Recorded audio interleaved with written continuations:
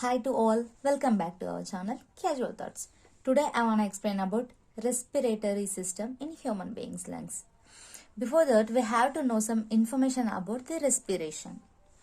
The study about the lungs is called pulmonology, and a man can breathe 16,000 to 24,000 for a day, and a man can inhale 11,000 liters air from the environment.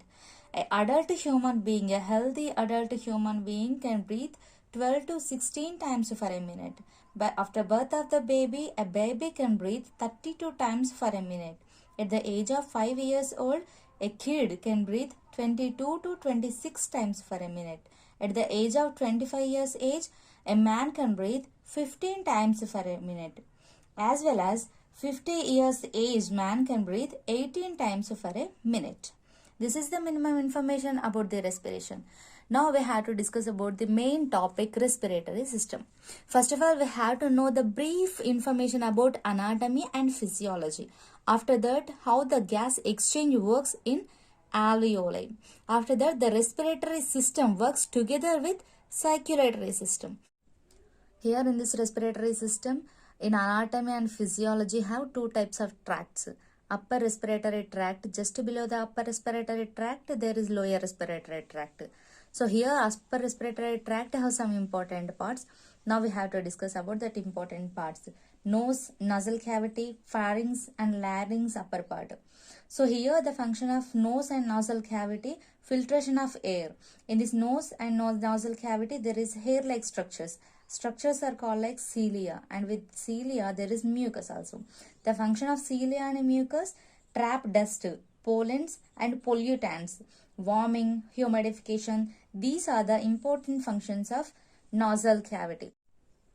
Here in this lower respiratory tract there is one pair of lungs, and the lungs are covered by pulmonary membrane. This pulmonary membrane, function of this pulmonary membrane, protection for the lungs. And also there is one trachea. A trachea is divided into two branches. The branches is called like primary bronchi. This primary bronchi again divided into branch-like structures. These are called secondary bronchioles. The secondary bronchiole again divided into branch-like structures. These are called tertiary bronchioles. These tertiary bronchioles again divided into branch-like structures. These are called conducting bronchioles. The conducting bronchioles again divided. This finally there is respiratory bronchioles. The respiratory bronchioles directly connect with alveoli.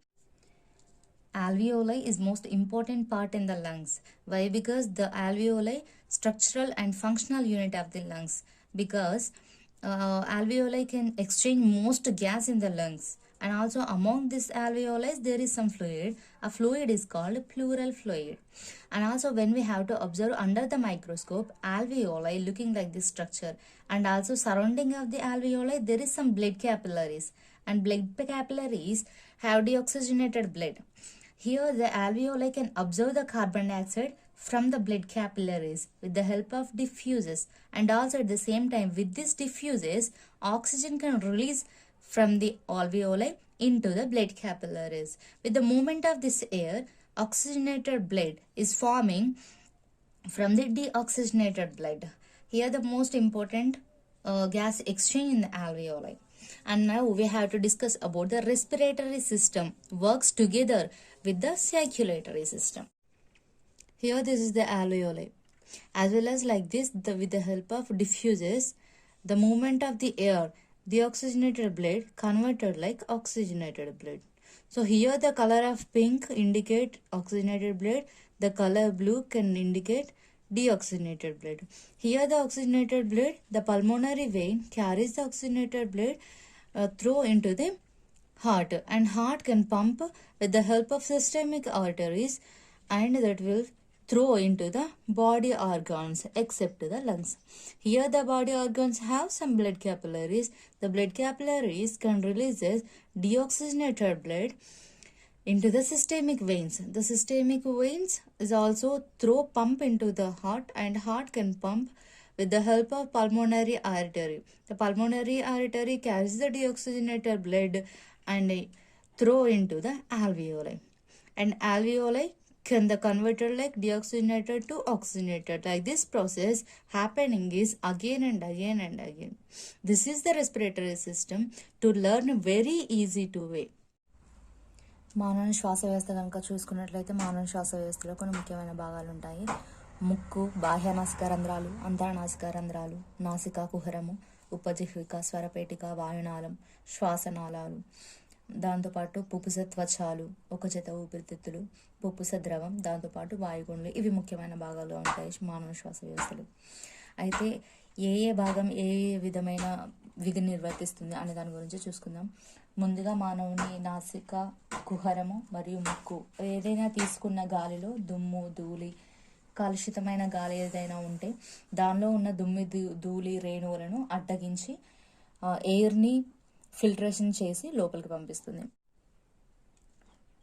ఇక్కడ వాయునాళం రెండు భాగాలుగా విడిపోయి శ్వాసనాళాలను ఏర్పరుస్తుంది.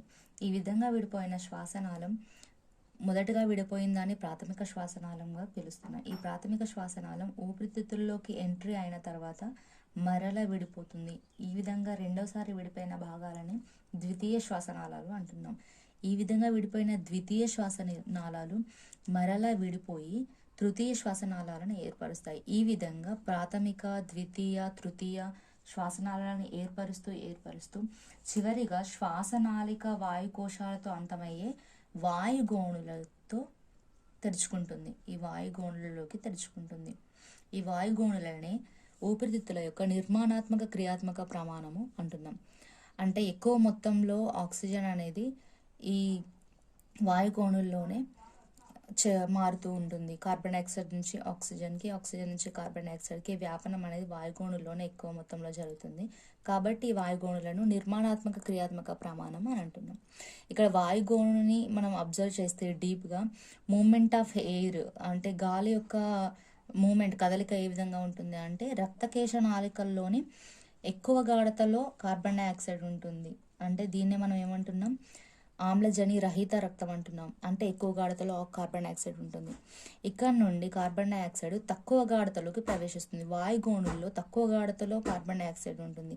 ఈ విధంగా ఎక్కువ గాఢత నుంచి తక్కువ గాఢతకు వెళ్ళడాన్ని వ్యాపనం అంటున్నాం. ఇదే విధంగా వ్యాపనం అనే పద్ధతి ద్వారానే ఆక్సిజన్ వాయుగోణుల్లో ఎక్కువ గాఢతలో ఉండి రక్తకేశ నాళికల్లో తక్కువ గాఢతలో ఉంటుంది. ఈ విధంగా ఎక్కువ గాఢత నుంచి తక్కువ గాఢతకు వెళ్తుంది. ఈ విధంగా వ్యాపనం అనే పద్ధతి ద్వారా ఆమ్లజని రహిత రక్తం ఆమ్లజనియుత రక్తంగా మారుతుంది. ఇక్కడ శ్వాస వ్యవస్థ అనేది రక్త ప్రసరణ వ్యవస్థతో కలిసి ఏ విధంగా పనిచేస్తుంది అనే దాని గురించి చూద్దాం. ఇక్కడ వాయుగోణి అంటే ఊపిరితిత్తులు, ఇక్కడ హృదయం మరియు ఇక్కడ శరీర ఇతర అవయవాలలో ఊపిరితిత్తులు మాత్రం ఉండవు. ఎందుకంటే అది కేవలం ఆమ్లజని రహిత రక్తాన్ని ఆమ్లజని యుత రక్తంగా మారుస్తుంది. దాని లోపలికి ఆమ్లజని యుత రక్తం అనేది వెళ్ళదు. అయితే ఇక్కడ వాయుగోణుల నుంచి వ్యాపనం అనే పద్ధతి ద్వారా ఆమ్లజని రహిత రక్తం ఆమ్లజనిత రక్తంగా మారిన ఆమ్లజని యుత రక్తం పుప్పుస సిరల ద్వారా హృదయానికి చేరుతుంది. హృదయం అనేది ఆమ్లజనిత రక్తాన్ని దైహిక ధమని ద్వారా శరీర ఇతర అవయవాలకు పంపిస్తుంది. అదేవిధంగా శరీర ఇతర అవయవాల నుంచి ఆమ్లజని రహిత రక్తం దైహిక సిరల ద్వారా హృదయానికి చేరవేస్తుంది. హృదయానికి చేరిన ఆమ్లజని రహిత రక్తం పుప్పుస ధమని ద్వారా తిరిగి మళ్ళీ ఊపిరితిత్తుల్లోకి ప్రవేశిస్తుంది. ఈ విధంగా మరల రక్త ప్రసరణ వ్యవస్థతో శ్వాస వ్యవస్థ అనేది కలిసి పనిచేస్తుంది. ఇది శ్వాస వ్యవస్థ యొక్క పూర్తి వివరణ. Thanks for watching.